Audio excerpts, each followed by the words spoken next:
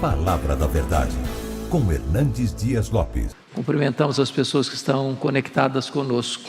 Deus abençoe a todos. Hoje nós vamos tratar do Salmo 91. Peço que você abra sua Bíblia comigo, neste clássico poema conhecido como Salmo 91.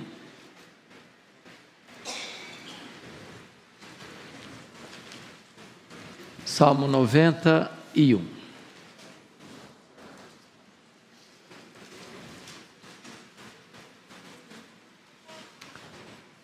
O texto diz assim: o que habita no esconderijo do Altíssimo e descansa à sombra do Onipotente, diz ao Senhor: meu refúgio e meu baluarte, Deus meu, em quem confio.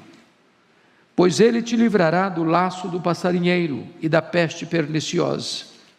Cobrir-te-á com as suas penas, e sob as suas asas estarás seguro.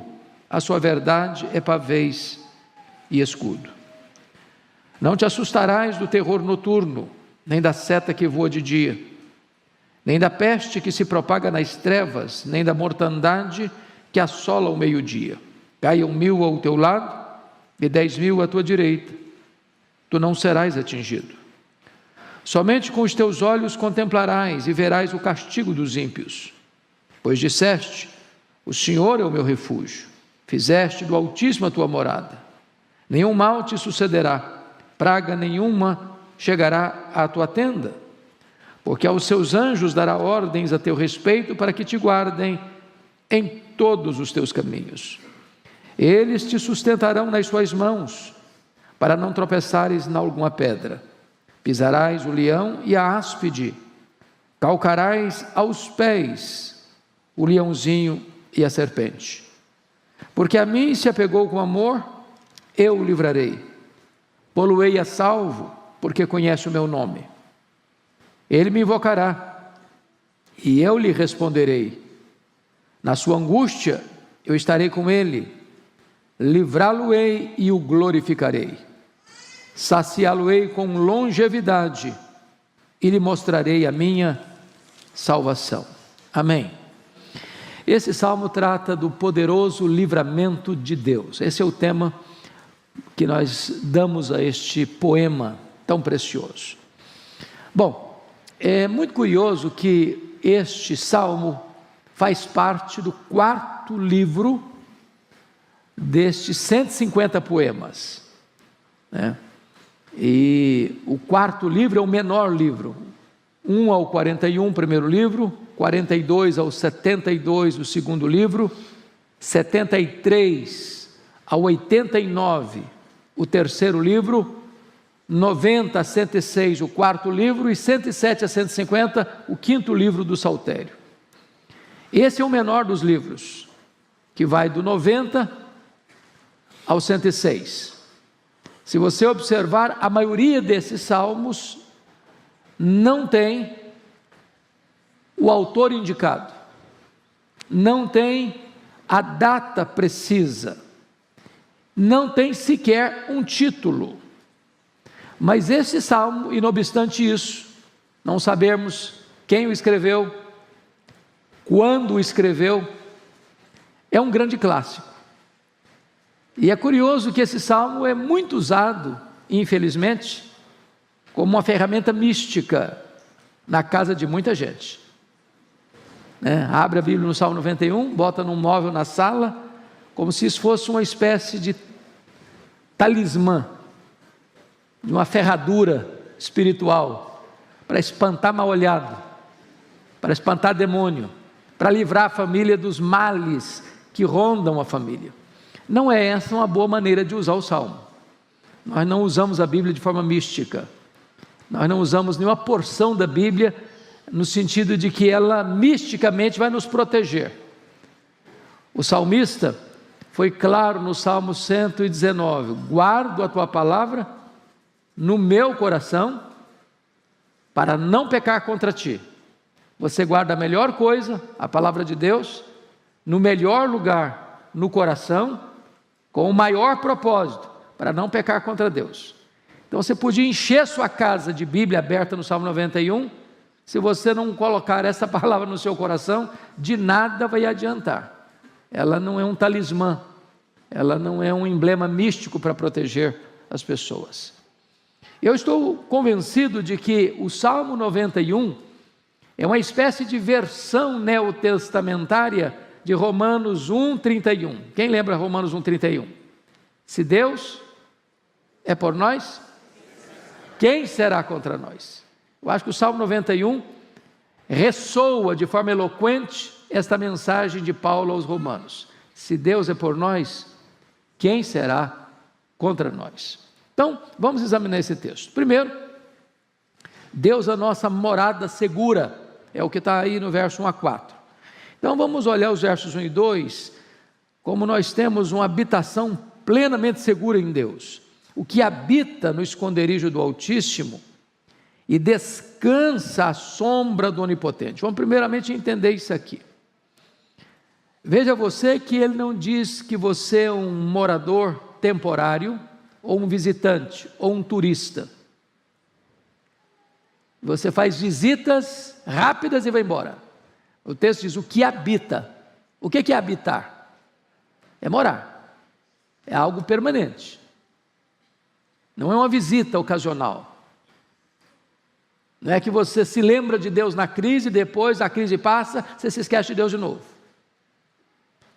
Mas o texto está dizendo o que habita no esconderijo do Altíssimo. É algo permanente, que é para a vida toda. Deus não é apenas um hóspede que vem e vai. Deus é a nossa própria casa, é a nossa própria morada. Então preste atenção nisso, você mora numa casa, você mora num apartamento, você deu conforto à sua casa, você deu conforto ao seu apartamento, você trouxe segurança para a sua casa, você botou porta, você botou tranca, você botou alarme, você mora lá. Mas além de você morar na sua casa, no seu apartamento, mais do que tudo, você deve morar em Deus. Ele é a sua habitação. Ele é a sua casa onde você deve morar. É nele que você deve residir, é a ideia do texto. Agora, notem que quando você habita em Deus, faz de Deus a sua habitação, você pode descansar. Porque, por que você chega na sua casa e descansa? Você se acha o que aí? Seguro, protegido, guardado.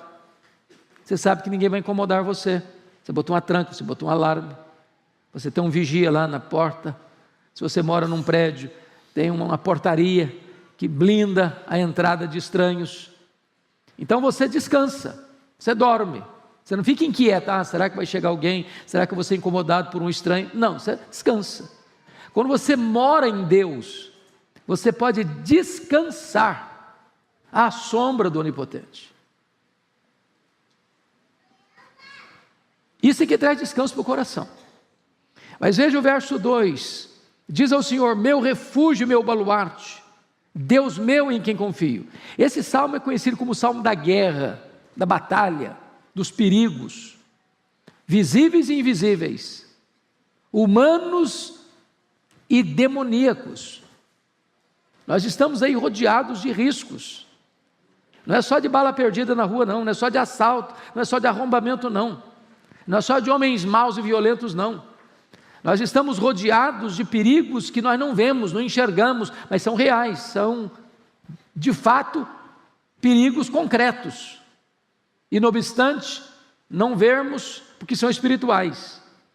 Mas o texto está mostrando para você, agora, num campo de guerra, num campo de batalha, existem lugares que o soldado, o guerreiro, o que está no meio de uma guerra acesa, encontra proteção. Na hora do aceso da batalha, para lá ele corre. É o refúgio dele, é o baluarte dele, é a fortaleza dele. E é isso que o texto está dizendo. Você passa por perigos, você enfrenta ameaças. Tem hora que você se sente encurralado, tem hora que você se sente acuado, tem hora que você se sente entrincheirado e sitiado pelo inimigo. Para onde você corre? Para onde você foge? Onde você encontra abrigo e segurança? O Salmo está dizendo, é nessa hora que você recorre a Deus e diz: o Senhor é o meu refúgio, é o meu baluarte, o Deus meu em quem eu confio. Você não está confiando em você? Na sua saúde, na sua inteligência, na sua força, no seu dinheiro, nos seus dons, nos seus talentos, nem mesmo na sua espiritualidade. Você está confiando em Deus, Ele é o seu refúgio. Bom, essa é a primeira coisa que esse texto está nos ensinando aqui. Então, a pergunta que eu lhe faço, já fazendo a aplicação, é essa: você permanece em Deus ou você é um turista? Se hospeda num hotel para um final de semana e depois vai embora. Você se lembra de Deus só no final de semana, no começo da semana, ou Deus é o seu refúgio a semana toda, o mês todo, o ano todo, a vida toda? Essa é a pergunta. Segunda coisa, temos livramento das armadilhas escondidas do caminho. Olha o verso 3, a parte A: pois Ele te livrará do laço do passarinheiro. Bom, a palavra laço já está por si explicada. É uma armadilha real, mas que você não percebe, você não vê. E há muitos laços, irmãos, que ou Deus nos livra ou nós caímos neles. São muito sutis. E aqui tem duas coisas aqui que ele muda para o campo da caça, né? Da caça. Quem já pegou passarinho em arapuca aqui? Na infância? Sobretudo quem morou na região rural. Você bota lá a isca, arma a arapuca e fica escondido olhando. E o pássaro olha aquela apetitosa refeição que é oferecida para ele, achando que ele encontrou o prazer do dia dele, o sustento da vida dele, que vai ser a segurança dele. E nem sabe que por trás tem uma armadilha, tem um laço, tem uma arapuca. Há muitas arapucas armadas contra nós. Arapucas humanas e arapucas espirituais. Nós não temos todo o discernimento, nós não temos todo o conhecimento, nós não temos toda a percepção. Nós não enxergamos no escuro, nós não enxergamos na curva. Nós não temos capacidade de olhar todo esse cenário que nos rodeia para nos tentar e ficar atentos. Você sabe que nós lidamos com 3 inimigos: o mundo, a carne e o diabo. Está lá em Efésios capítulo 2, 1 a 3. E esses inimigos são perigosíssimos, porque um deles está dentro de nós, a carne. O outro está ao nosso redor, o sistema do mundo. E o outro está aí nas regiões celestiais, que você não sabe, você não vê, mas ele está articulando. É o diabo e as suas hostes, colocando no nosso caminho laços, armadilhas, para nos apanhar.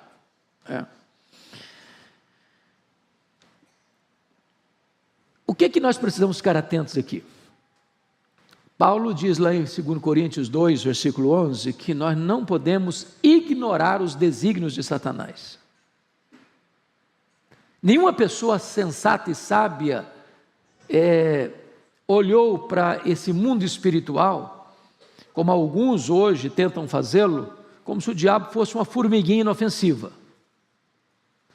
E até afrontam, e até falam bobagem, até se julgam muito espirituais e muito poderosos. E não é o tratamento que a Bíblia ensina sobre essa batalha, não. Se Deus não nos livrar, nós não temos capacidade. Então esse texto está mostrando como consequência, como resultado de você habitar em Deus permanentemente. Aí o resultado é esse: pois Ele te livrará.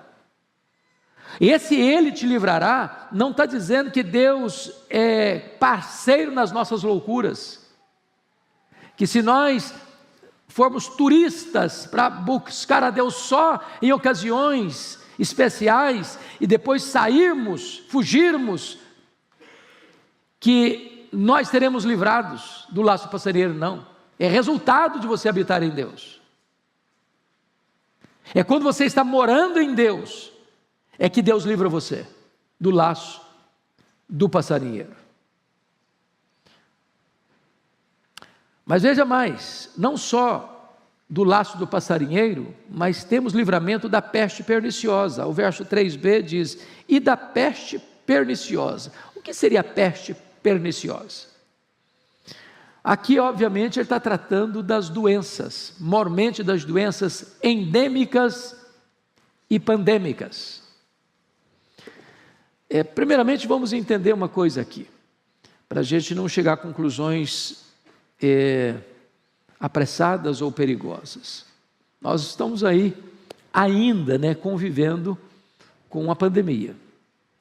Nós tivemos problemas graves no passado, como a peste negra na Europa, que dizimou 1/3 da Europa. Nós tivemos no começo do século XX a chamada febre espanhola, que foi muito letal. E agora no século XXI, em março de 2020, a chegada de uma pandemia que tornou-se praticamente universal, por isso chamada de pandemia, não apenas uma epidemia. Mais de 6 milhões de pessoas ceifadas, e nós de forma alguma estamos sugerindo que quem foi ceifado na pandemia era menos crente ou menos piedoso do que você e eu que estamos aqui. Gente melhor do que nós se foi, até porque hoje nós temos um conceito diferente de morte no cristianismo, e Paulo vai dizer isso em Filipenses 1:21, para mim o viver é Cristo e o morrer é lucro. Morrer não é uma tragédia para um cristão. Paulo diz lá em Filipenses 1:23, morrer é partir para estar com Cristo, o que é incomparavelmente melhor. Ou, segundo Coríntios 5:8, morrer é deixar o corpo e habitar com o Senhor. Ou Apocalipse 14:13, bem-aventurados são aqueles que desde agora morrem no Senhor, para que descansem das suas fadigas e as suas obras nos acompanhem. Porém, nós cremos também, e é verdade também, que quem nos livra da peste perniciosa, das doenças perigosas, é Deus. Você crê nisso? Meus irmãos, nós somos vulneráveis demais.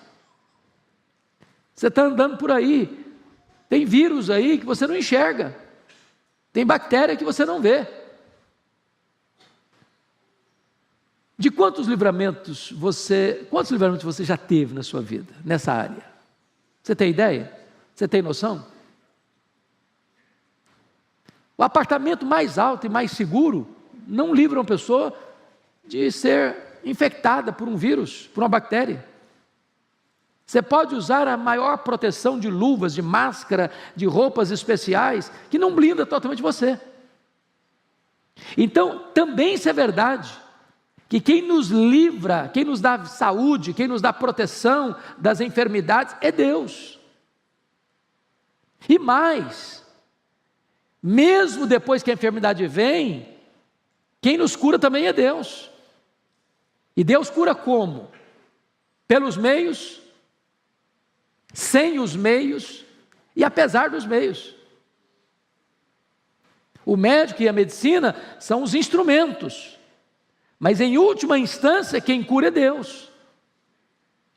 É por isso que toda cura é divina.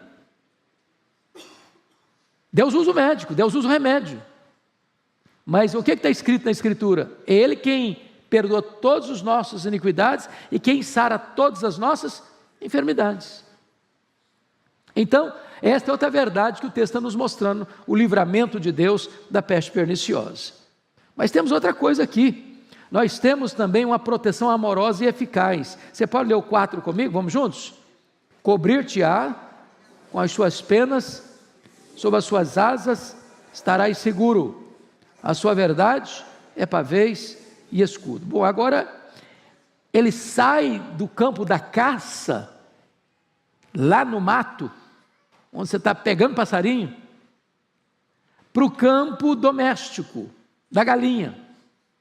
Eu acho que quem já viveu no interior já viu essa cena, e se você nunca viu presencialmente essa cena, já viu fotografias eloquentes dessa cena.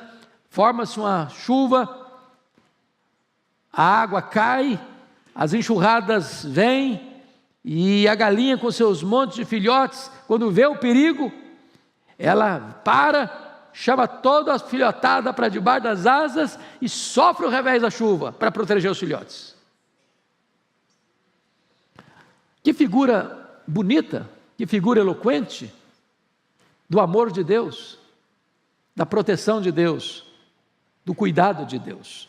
Então eu queria que você lesse comigo 2 salmos, 2 versículos, para ilustrar a riqueza e a beleza desse texto. Primeiro, o Salmo 36, versículo 7. Olha aí que preciosidade de verdade que está aí. 36, 7. Vamos juntos? Vamos lá?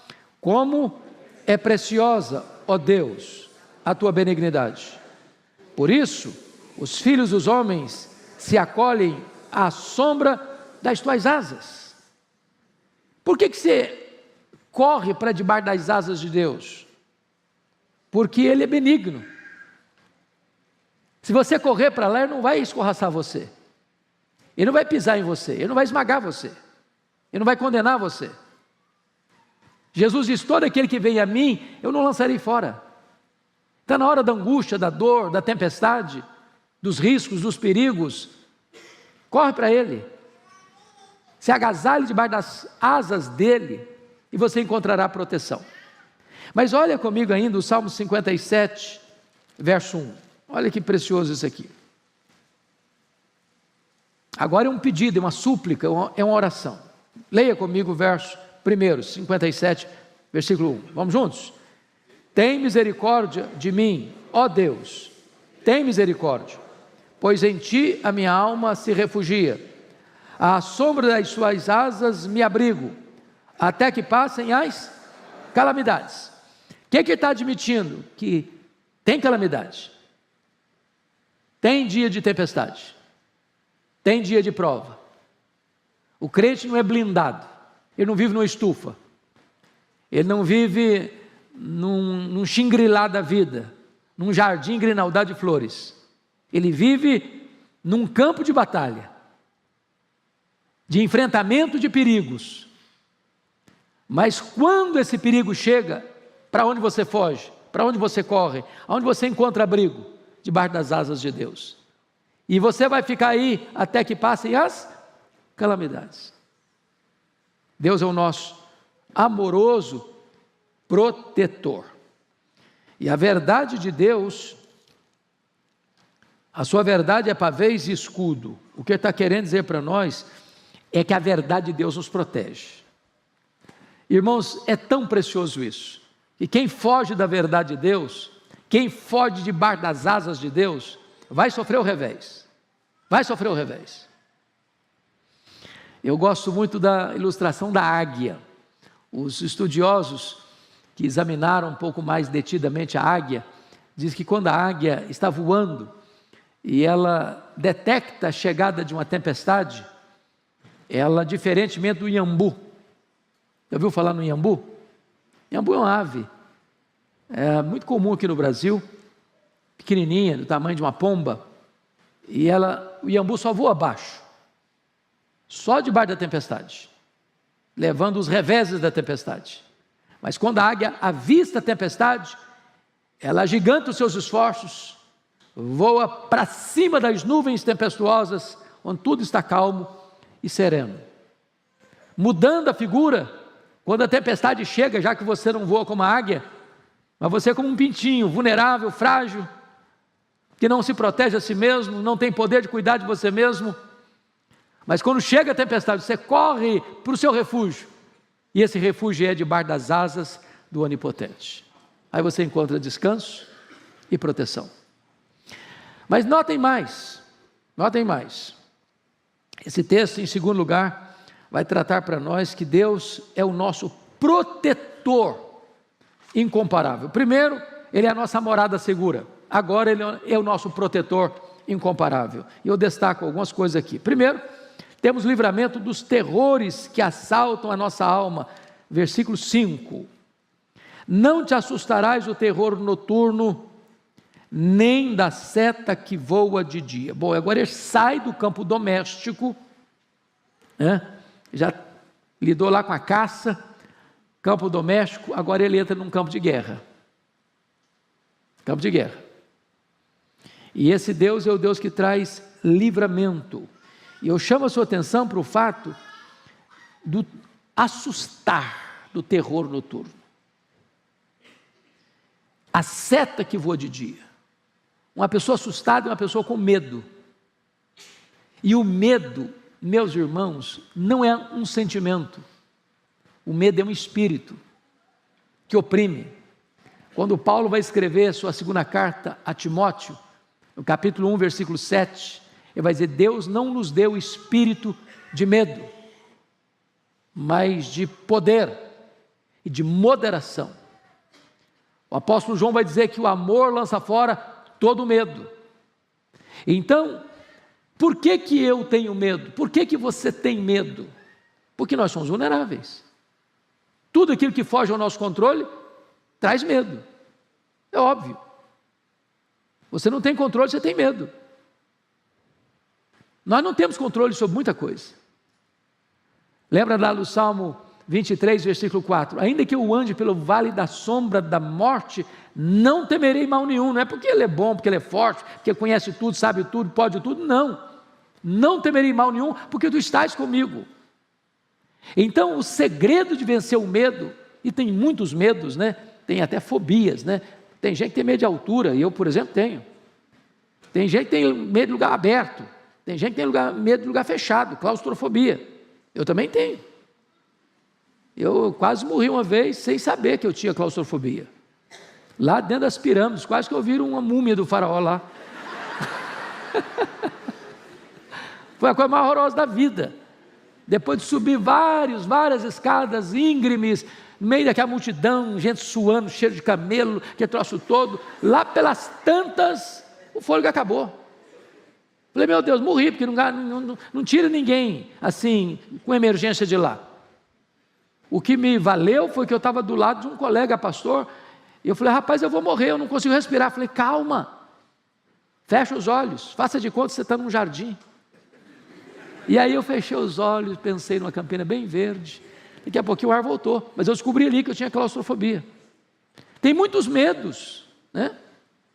Muitos medos. Tem gente que tem medo da vida, tem gente que tem medo da morte, tem gente que tem medo da solidão, tem gente que tem medo da multidão, tem gente que tem medo de ficar doente, tem gente que tem medo de ficar assim, sem poder pagar o plano de saúde. Então, muitos medos. Como é que você lida com isso? O texto está mostrando para nós que você pode vencer isso, né? Pode vencer isso. Por quê? Porque ainda que no texto aqui a seta esteja voando de dia, e a ideia aqui é dos flecheiros da guerra, ainda que o terror noturno chega à noite, você está com medo do que vai acontecer, você não vê o inimigo, as guerras daquela época eram de enfrentamentos, você pode crer no que está escrito em Isaías 54:17, a arma forjada contra você não vai prosperar, que você está protegido, morando em Deus, debaixo das asas do Deus onipotente, descansando debaixo da sua sombra. Bom, mas veja em segundo lugar, nesse ponto de proteção, temos livramento de perigos visíveis e invisíveis, no verso 6, olha aí, nem da peste que se propaga nas trevas, nem da mortandade que assola o meio-dia. Ele está falando aí também do ambiente de guerra. Qual era um subproduto da guerra? Pessoas feridas, pessoas infectadas, pessoas adoecidas, nem sempre tinha como tratar, né? Hoje tem tantos filmes de guerra, e eu perdi um pouco o gosto, porque eles botam uma dose de violência maior do que a realidade. Então, parece que fica uma coisa muito irreal, né? Mas quantas vezes você já viu um cenário de guerra, uma pessoa ferida, no meio da sujeira, o remédio ali não tem tanto efeito, não dá para tirar a pessoa dali rapidamente, para uma cirurgia, para um tratamento, e as pessoas viviam esse drama naquele tempo, e ele está mostrando para nós só um detalhe aqui: a peste são as doenças, são as pestilências, e a mortandade falando das guerras, da perseguição. Versículo 6, nem da peste que se propaga nas trevas, nem da mortandade que assola o meio dia. Você não está o quê? Assustado com isso. Agora vamos parar um pouquinho aqui. Quais foram as guerras que a igreja, o povo de Deus, suportou ao longo desses 20 séculos de cristianismo? Às vezes, irmãos, não tem noção disso. Você pega, por exemplo, dos Césares de Roma, começando com Nero. Você imagina o que é um crente ser crucificado? Fazer fila nas avenidas, nas estradas, a ponto de não ter mais madeira para crucificar crente? Você já imaginou o que foi que aconteceu no ano 70 com Vespasiano, onde ele inaugura o Coliseu, e numa festa macabra, 100 dias, jogando os crentes nas arenas, para os cães morderem, para os touros pisarem, para os leões devorarem?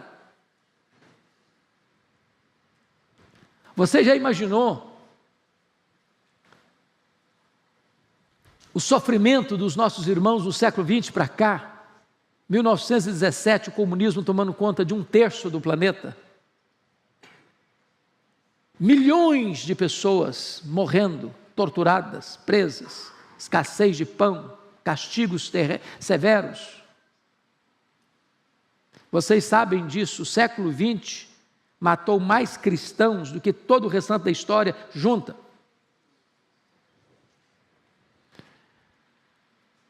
Então, o que eu estou trazendo para vocês é que esses medos, ou esses temores, fizeram parte do povo de Deus. Quantos morreram na Inquisição? Quantos morreram nas guerras étnicas, tribais, religiosas? Acho que vocês têm ciência, por exemplo, do que aconteceu na noite 24 de agosto de 1572 na França, a chamada Noite de São Bartolomeu, onde 70 mil crentes foram mortos uma única noite, traiçoeiramente. Então, quando esse texto mostra para nós que você pode ser liberto, ou se não liberto do fato, mas liberto do medo, porque às vezes Deus nos permite passar, mas tira o medo. É uma coisa incompreensível para nós, como é que um cristão era jogado nas arenas, como a Perpétua, por exemplo, era uma mulher da nobreza, e ela tinha 7 filhos, e os seus algozes mataram cada filho dela, na presença dela, de maneira diferente cada um, para torturá-la, emocionalmente, espiritualmente, e ela encorajando os seus filhos a não recuarem, a não se intimidarem. E quando só ela sobrou, ela começou a ser castigada. Ela disse para o seu algoz: viva eu te vencerei, morta vencer-te-ei ainda mais. Vocês acham que essa mulher era mais corajosa do que você? Era mais crente que você? Não.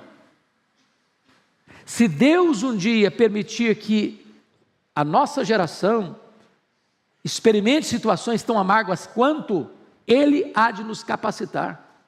Não é porque nós somos fortes, é a graça que sustenta. É a graça que sustenta. Você imagina um Pedro, lá em Atos 12, preso por ordem de Herodes Agripa I, depois de ter matado Tiago, prendeu para matar depois da festa, última noite. Eu acho isso incrível. Pedro está no corredor da morte. Ele sabe que ele vai morrer na hora que amanhecer o dia.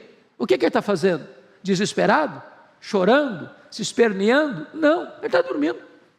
Cheio de algemas nos pés, nas mãos, está dormindo. Serenidade.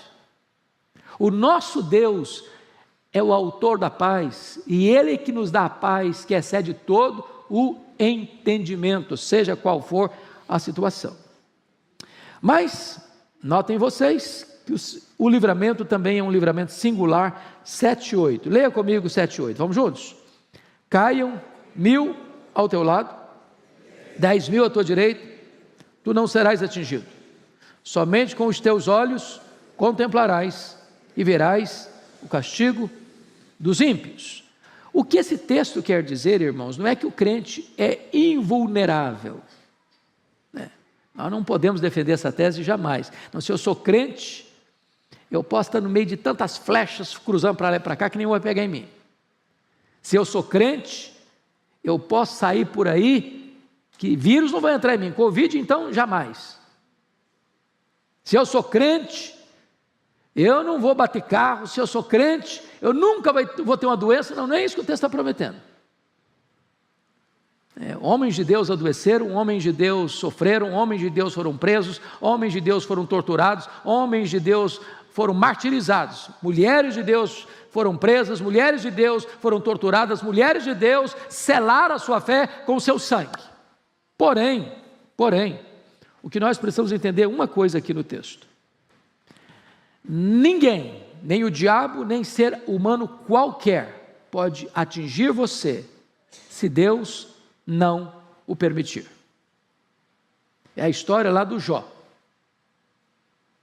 Satanás levantou uma tese de que Jó adorava a Deus por interesse.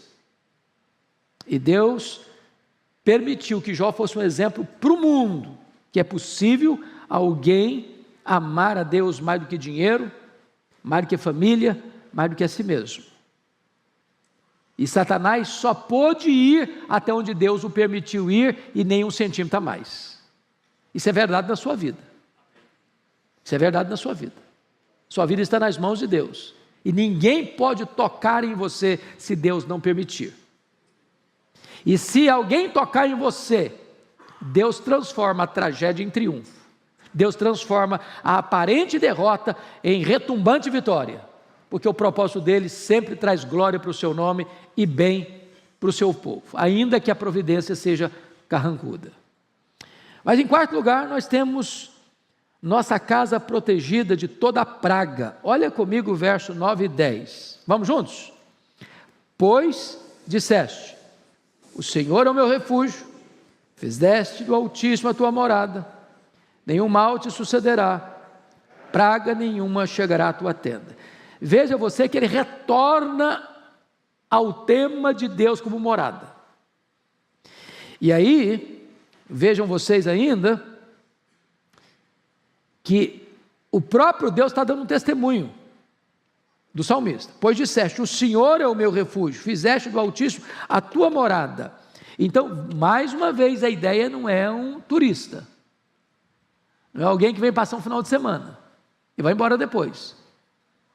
Se você fizer de Deus a sua morada, a promessa está aí no verso 10: nenhum mal te sucederá, praga nenhuma chegará à tua tenda. Mas aí vamos entender melhor, porque o livramento de Deus, irmãos, pode ser livrar você do perigo. Segundo, pode ser livrar você no perigo. E pode ser livrar você através do perigo. Então vamos ver as três circunstâncias. Deus pode livrar você de enfrentar um problema. Deus pode livrar você no meio do problema. E Deus pode livrar você através do problema. Então vamos lá, para entender isso. Deus nos livra dos perigos. É isso que está escrito aqui no versículo 10. Nenhum mal te sucederá, praga nenhuma chegará à tua tenda. Então, vamos pegar um pouquinho só nesse praga nenhuma chegará à tua tenda. Crente não precisa ficar com medo, irmãos, de olho gordo, de feitiço, de macumbaria, de galinha preta na encruzilhada, de garrafa de cachaça na estrada. Que tem crente muito místico. Tem crente que fica com medo desse negócio.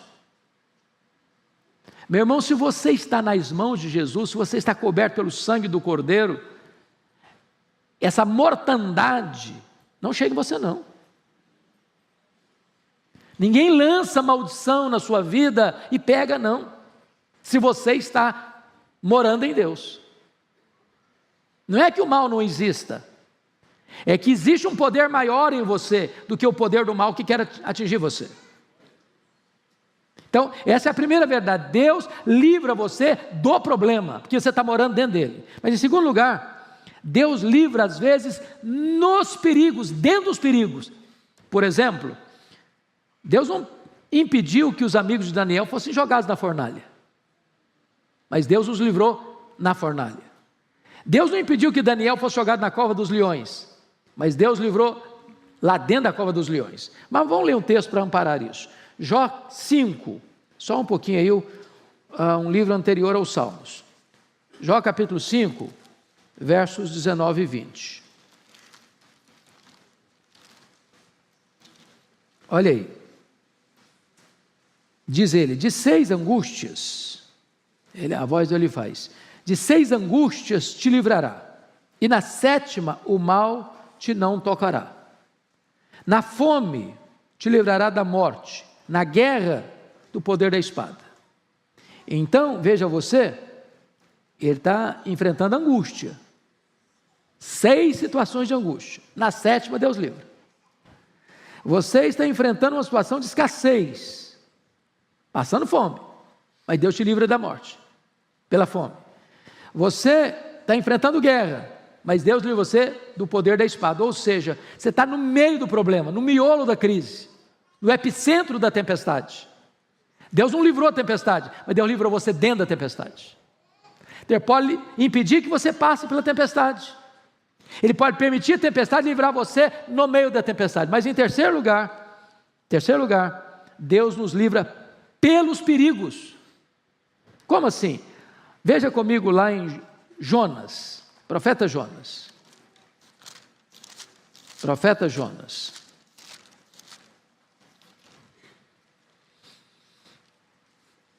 Esses dias eu vi uma brincadeirinha que o crente, quando não tem aquele índice na Bíblia, fala profeta Jonas e fica desesperado, porque Jonas é pequeno e costuma se esconder no meio dos outros livros. Então Jonas, veja aí versículo de número 17, Jonas 1,17. Deparou o Senhor um peixe para que tragasse a Jonas, e esteve Jonas 3 dias e 3 noites no ventre do peixe. Eu fico imaginando o Jonas ser lançado no mar. Bom, eu sei nadar, eu me viro, eu podia pensar.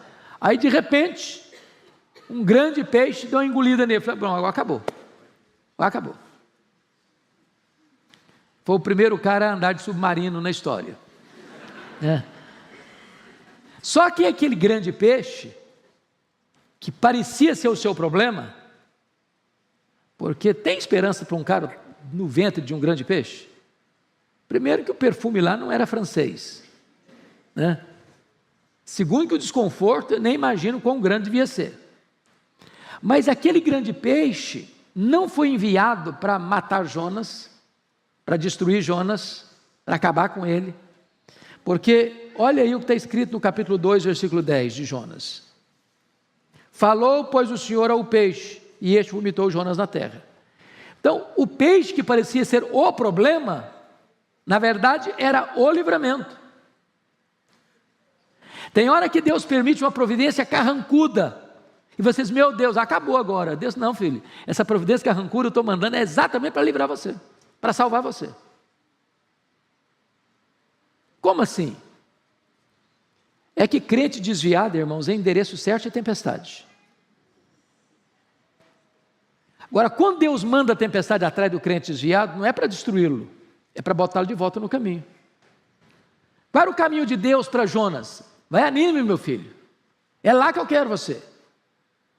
E aí ele pensou, não, para Nínive eu não vou. Deus quer, mas eu não faço. Deus manda, mas não obedeço. A minha vontade vai prevalecer. Eu vou pegar um navio e vou para Tarsis. Sabe onde fica Tarsis naquela época? Ficava no fim do mundo. Era o último limite do mundo conhecido da época. Onde diz a profecia que não tinha a palavra de Deus. Eu não quero escutar Deus, mas não. Eu não quero ser incomodado. Eu não quero obedecer, pronto. Aí o que Deus faz? Manda um peixe. O submarino. E ele nem precisou pagar mais passagem, não. O peixe foi andando com ele, atravessando os mares. E não foi perto não, viu? O peixe foi despejá-lo lá no porto de Nínive. Meu filho, é aqui que eu te quero. Você não quer não? Pois eu mando um submarino pegar você, dar uma carona para você, e você vai para onde eu estou mandando. Então tem hora que Deus nos livra do problema, tem hora que Deus nos livra no problema, e tem hora que Deus nos livra através do problema. Esse é o nosso Deus. Mas em quinto lugar, volta lá para o Salmo 91. Isso é precioso demais, irmãos. Quinto lugar, temos a escolta dos anjos em nosso favor, versículos 11 a 13. Pode ler em voz alta comigo? Vamos juntos? Porque aos seus anjos dará ordens a teu respeito, para que te guardem em todos os teus caminhos. Eles te sustentarão nas suas mãos, para não tropeçares em alguma pedra. Pisarás o leão e a áspide, calcarás aos pés o leãozinho e a serpente. Bom, então vamos entender aqui que quando o perigo é sobrenatural, Deus envia um socorro sobrenatural. Por exemplo, você não quer ter a sua casa arrombada. O que é que você faz na sua casa? Bota uma porta boa, uma tranca boa, bota um alarme. Você não quer ter problema com o seu carro. Você faz o quê? Faz um seguro, um bom seguro. São providências humanas. Compete a você. Você faz um plano de saúde. Por que você faz um plano de saúde? Porque você entende que se você adoecer, você precisa de assistência médica. Isso é providência humana. Agora, há problemas que existem, são reais, invisíveis, porém factuais, que você não vê, que você não percebe. São problemas espirituais, são ameaças espirituais. E Deus manda quem? A providência sobrenatural. Você está vendo um anjo?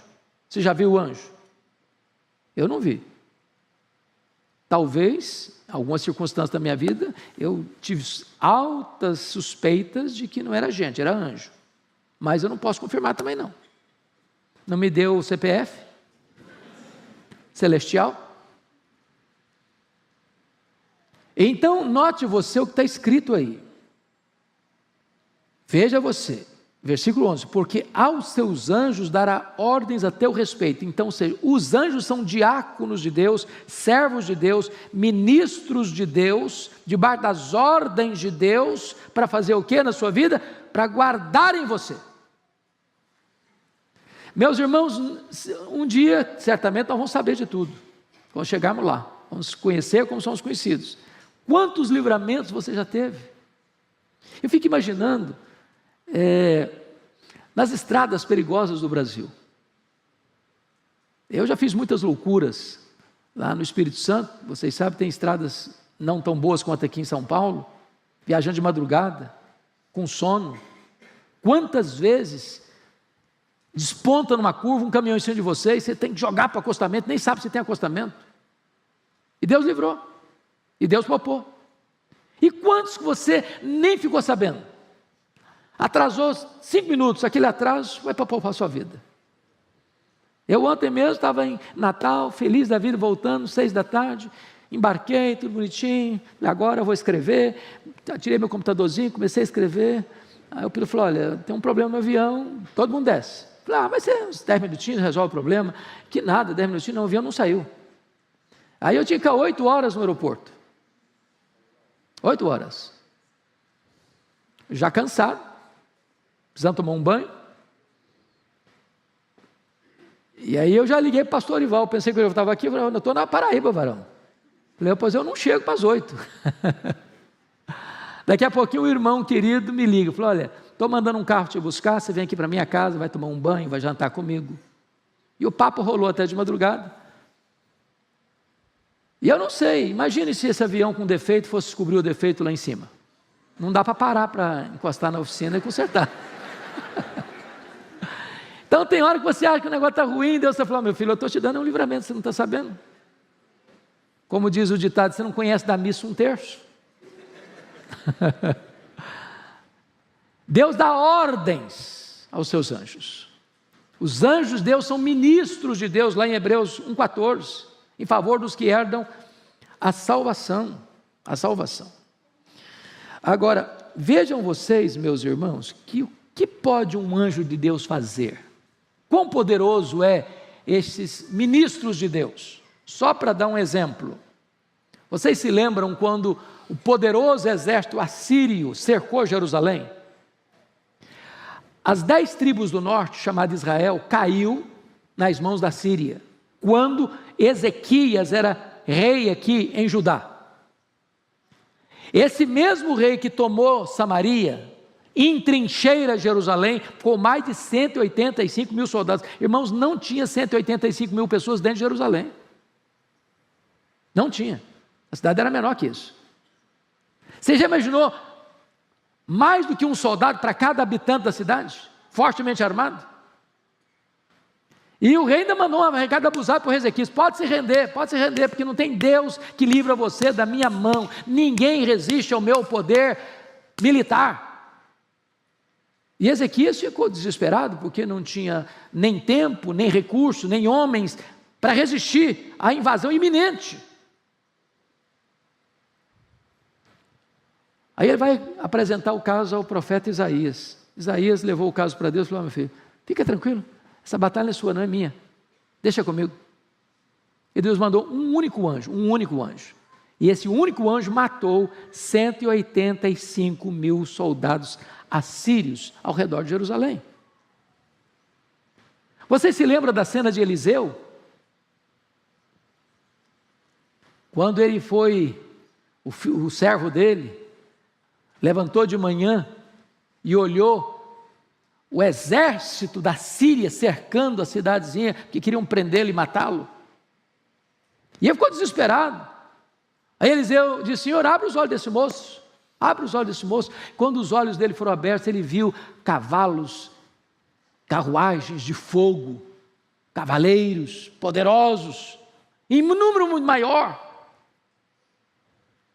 E aí vem a expressão: maior é o que está conosco que aquele que está no mundo.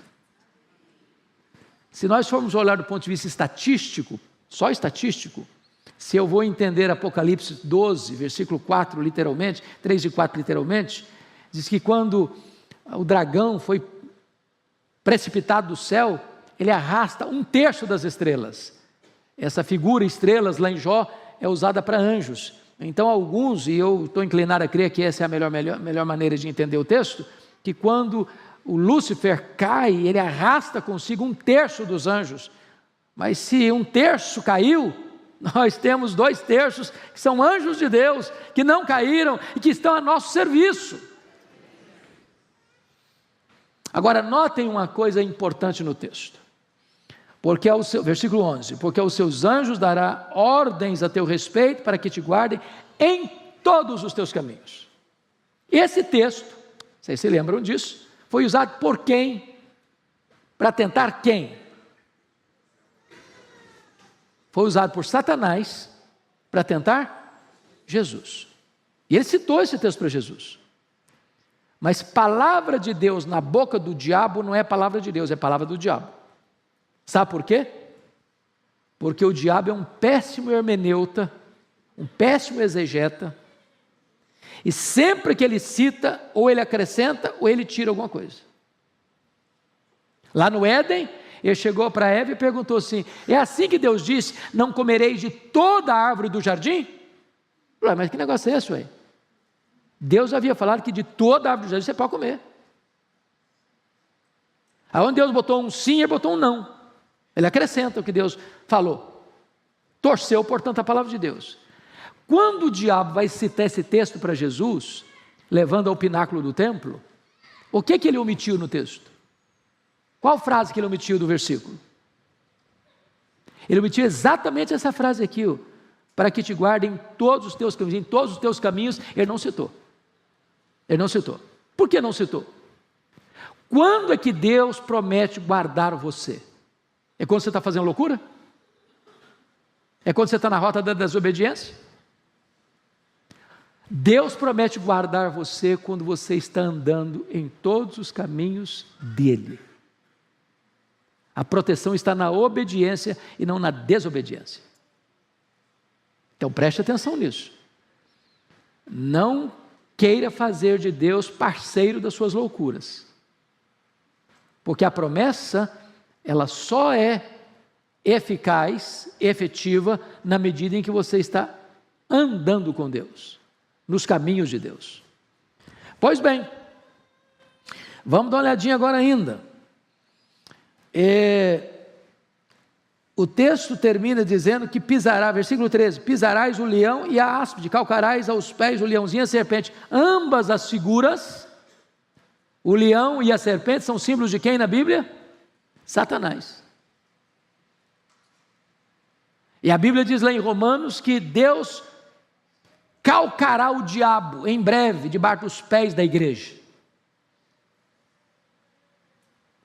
Porque Jesus é o cabeça, a igreja é o corpo.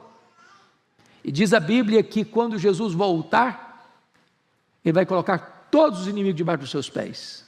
E essa vitória é de Cristo e da sua igreja. Então, os inimigos não podem mais prevalecer sobre a igreja. Então, vamos ao último ponto. Deus, o nosso abençoador amado. Eu chamo a sua atenção dos versos, então, 14 a 16, para uma mudança radical no texto. Agora não é o salmista que está falando de Deus. Agora é Deus que está falando do salmista. Dos versos 1 a 13, o salmista está olhando para Deus e descrevendo quem é Deus para ele. Dos versos 14 a 16, Deus está olhando para o salmista e fazendo comentários acerca dele e fazendo promessas a ele. Então vamos ver quais são essas promessas. Primeiro, livramento, versículo 14, porque a mim se apegou com amor, eu o livrarei, pô-lo-ei a salvo, porque conhece o meu nome. Então tem duas coisas aí, se apegar com amor e conhecer o nome de Deus. Preste atenção que uma coisa é consequência da outra. Você só pode amar a Deus se você conhece a Deus. Deixa eu ilustrar isso com uma frase que me marcou no meu ministério, Eu estava pregando em Belo Horizonte certa feita, numa igreja presbiteriana, e aí uma moça se aproxima de mim e diz: pastor, eu estou deixando a igreja presbiteriana. Eu falei: mesmo, minha filha, você está deixando? O que aconteceu? Surgiu algum problema, brigou com alguém, foi maltratada na igreja? Eu falei: não, nada disso aconteceu, mas eu queria uma igreja que me empolgasse. Eu queria uma igreja que tivesse história para eu me orgulhar dela. Eu falei: mas você conhece a história da igreja? Eu falei: eu não conheço não. Eu falei: mas como assim? E eu estava com tempo, falei: então senta aqui que eu vou te contar. E gastei 2 horas com ela. E comecei lá do Velho Testamento, Novo Testamento, dos pais da igreja, dos pré-reformadores, dos reformadores, dos pós-reformadores, dos puritanos, dos avivalistas, até chegar hoje. 2 horas. E quando eu terminei de falar para essa menina, as lágrimas estavam rolando no seu rosto. E ela me disse uma frase que eu nunca mais esqueci. Ela disse assim: pastor Hernandes, ninguém pode amar aquilo que não conhece. Você não vai amar a Deus se você não conhece a Deus. Você não ama estranho. Você só ama as pessoas com quem você se relaciona. Então, quando você conhece a Deus e você ama Deus, Deus está prometendo por você a salvo de tantas enrascadas, de tantos perigos, de tantas ameaças, de tantas armadilhas. Segundo, o que Deus promete? Resposta às suas orações. Olha aí o versículo 15, a parte A. Ele me invocará e eu lhe responderei. Que coisa maravilhosa, irmãos, é saber que Deus responde a oração. Oração não é para gente forte, é para gente fraca. E vamos corrigir algo, teologicamente falando. Tem muita gente dizendo que a oração é poderosa. Isso não é verdade. A oração não é poderosa. Poderoso é o Deus que responde a oração. O poder não está em você que ora. O poder está no Deus que recebe a oração.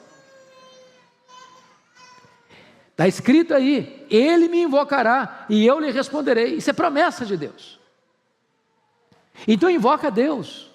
Fala com Deus, apresenta a Deus a sua causa. Talvez você veja aqui hoje com uma batalha imensa na sua vida, na sua família, no seu casamento, na sua vida física, na sua saúde, na sua vida financeira. Não sei qual é a luta que você atravessa. Apresenta essa causa para Deus. E tem uma promessa: Deus vai responder a você. Terceiro, consolo na angústia.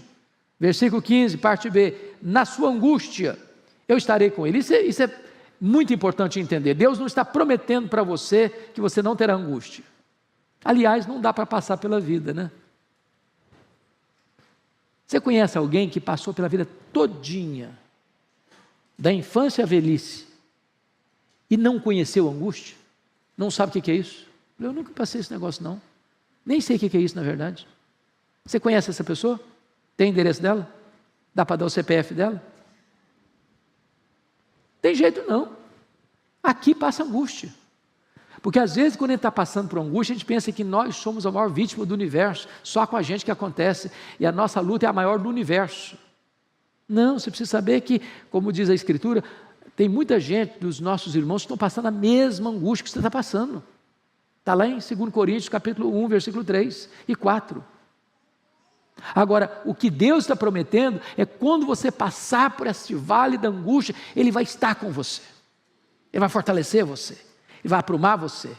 Ele vai encorajar você. Ele vai consolar você. Ele vai enxugar as lágrimas suas. Ele vai trazer alento e restauração para a sua vida. Louvado seja Deus. Quarto lugar, maior honra depois das dificuldades. Versículo 15 termina assim: livrá-lo-ei e o glorificarei. Ou seja, o que o texto está dizendo é o seguinte: você vai passar pela angústia, Deus vai estar com você, mas não só estar com você, Ele vai livrar você, e depois que Deus estiver com você e livrar você, Ele vai colocar você num patamar mais alto. Ele vai levar você, Ele vai glorificar você, Ele vai exaltar você, Ele vai dar experiências maiores a você. Você vai sair dessa luta não arranhado, não manquejando, você vai sair dessa luta mais do que vencedor, vitorioso. Essa é a promessa de Deus. Mas em quinto lugar, Deus promete para você longevidade. Olha o verso 16, parte A: saciá-lo-ei com longevidade. Bom, a ideia de saciar é bonita. Significa que você e eu temos sede de viver, e viver muito. Alguém que deseja morrer jovem aí? Quem quer se candidatar?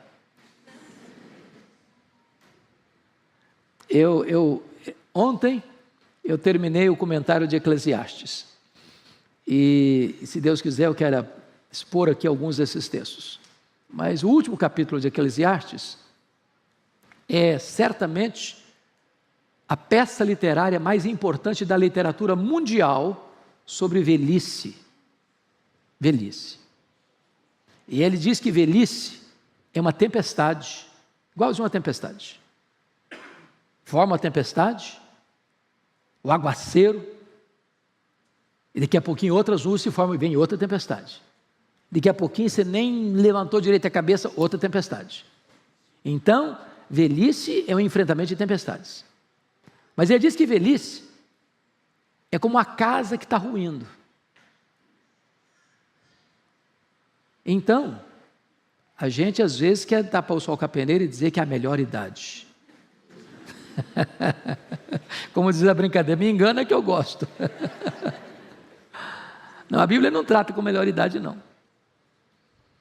Agora, o que é maravilhoso é que na teologia do Novo Testamento, Paulo diz: se a nossa casa terrestre se desfizer, que a casa está ruindo mesmo, nós temos uma mansão, feita não por mãos, eterna nos céus.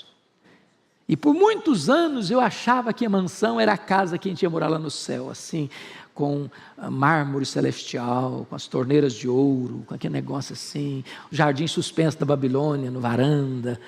Nada disso. O texto está falando do seu corpo, corpo da ressurreição, corpo de glória. Então nós encaramos a velhice, não porque é a fase linda, maravilhosa da vida, né? Eu brinquei domingo passado aqui, na aula que eu dei, no domingo anterior, que eu gostava muito do Evandro Luiz da Silva, com seu espírito assim, jocoso, de falar as coisas, como o pastor Arival tem esse dom também. Então, as coisas mais pesadas ficam leves. E eu vou repetir porque tem gente nova aqui. Eu disse que a vida humana se resume em 4 animais. 4 animais. Ele diz, quando você é jovem, você é o gavião. Você come qualquer coisa, você compra lá, compra cá, briga com qualquer um, você briga com a sua sombra, tudo está bom, você enfrenta qualquer problema. Nada faz mal para você. Aí depois você passa para a fase da águia. Aí você já faz voos solitários, você já não come qualquer coisa mais, você não vai em qualquer lugar mais, você já é mais seletivo. Aí depois você passa para a fase do côndor. Condor aqui, condor ali, condor acolá, é aquela confusão. Aí depois você passa para a fase do javali. Javali para isso, javali para aquilo, javali para aquilo outro. E a vida é assim, né? Ou é uma tempestade ou uma casa ruindo. Porém, todos nós temos sede de quê, gente? De longevidade. E a tese de Eclesiastes, e parece que é o pedido aqui, é que embora a ciência nos tenha nos levado a uma vida mais longa, nossa expectativa de vida está crescendo, a pergunta é, mas está melhorando a qualidade da vida? Que não basta viver muito, é preciso viver bem.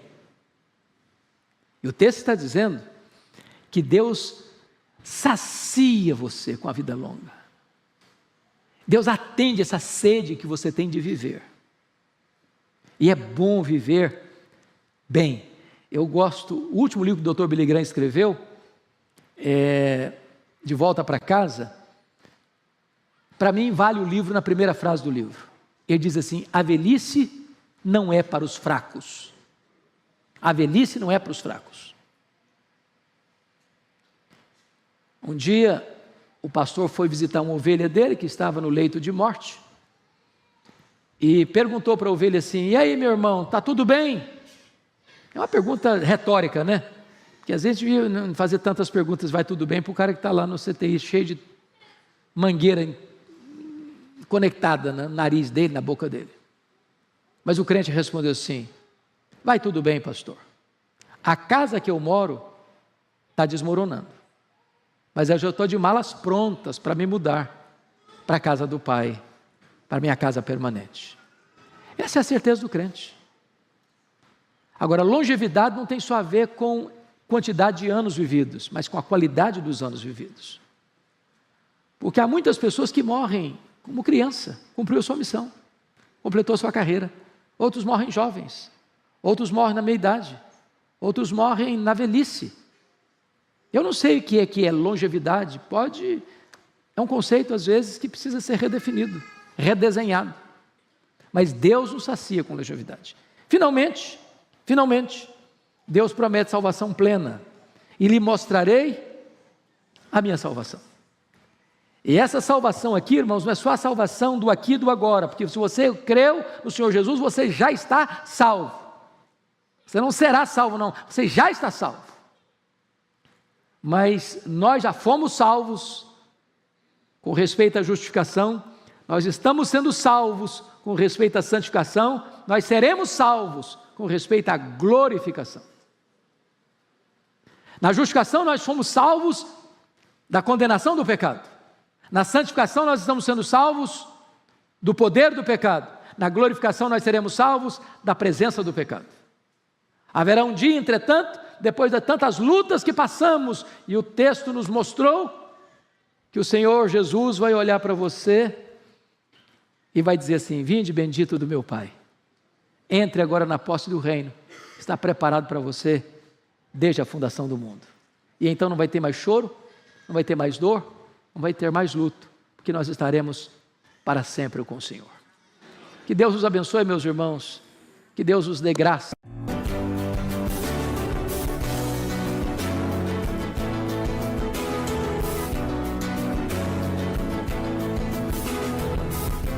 Palavra da Verdade, com Hernandes Dias Lopes.